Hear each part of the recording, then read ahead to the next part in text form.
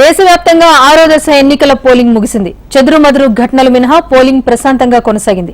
6 రాష్ట్రాలు 2 కేంద్రపాలిత ప్రాంతాల్లోని 58 లోక్సభ స్థానాలకు జరిగిన ఎన్నికల్లో ఆయా నియోజకవర్గాల ఓటర్లు వారి ఓటు హక్కును వినియోగించుకున్నారు. 6వ దశతో ఇప్పటి వరకు 486 లోక్సభ స్థానాలకు పోలింగ్ పూర్తయింది. జూన్ 1న 7వ దశ పోలింగ్ జరగనుంది.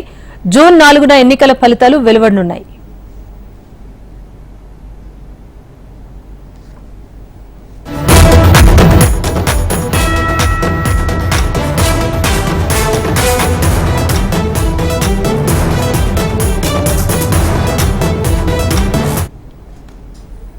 దేశవ్యాప్తంగా 6వ దశ ఎన్నికల పోలింగ్ ముగిసింది. ఇంకా జూన్ 1న చివరి దశ పోలింగ్ ఉండనున్న నేపథ్యంలో ఈ రోజు చెదురుమదురు ఘటనలు మినహా పోలింగ్ అయితే ప్రశాంతంగా ముగిసింది. మొత్తంగా 6 రాష్ట్రాలు 2 కేంద్రపాలిత ప్రాంతాల్లో పోలింగ్ ముగిసింది.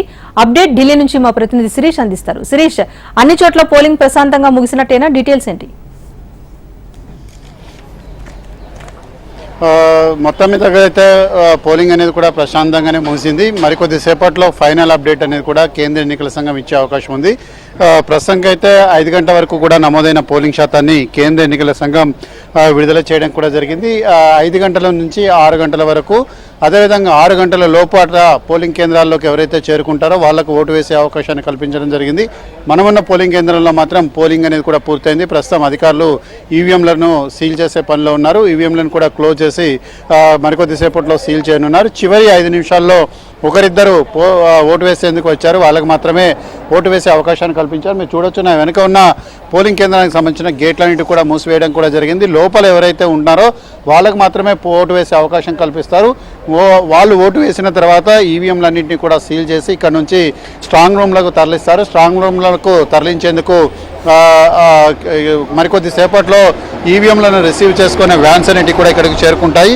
ఓవరాల్గా చూసినట్లయితే 5వ విడతలో 57.7, 6వ విడతలో 5 గంటల వరకు కూడా 57.7% పోలింగ్ అనేది కూడా నమోదైంది.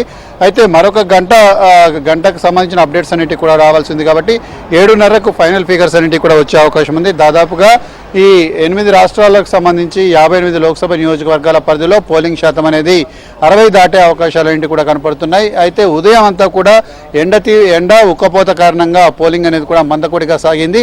తర్వాత సాయంత్రం 4 గంటల తర్వాత కొంత వేగం పుంజుకోవడం కూడా జరిగింది. ఇప్పటికీ మనం ఉన్న పోలింగ్ కేంద్రాన్ని మినహాయిస్తే మిగిలిన పోలింగ్ కేంద్రాలన్నింటిలో కూడా ఓటర్లు పెద్ద ఎత్తున బారులు తీరి ఉన్నారు. వాళ్ళందరూ కూడా ఓటు వేసేందుకు మరికొద్ది సమయం అనేది కూడా పడుతుంది కాబట్టి కొంత పోలింగ్ శాతం అనేది కూడా పెరిగే అవకాశం కూడా ఉంది. బీహార్లో కనుక చూసినట్లయితే 52.24% పోలింగ్ అనేది కూడా నమోదైతే దేశ రాజధాని ఢిల్లీలో 53.3%, పోలింగ్ అనేది కూడా నమోదైంది. 2019లో 60.60% పోలింగ్ అనేది కూడా నమోదైంది. ఈసారి దాన్ని అధిగమించే అవకాశాలు చాలా తక్కువగానే కనపడుతున్నాయి.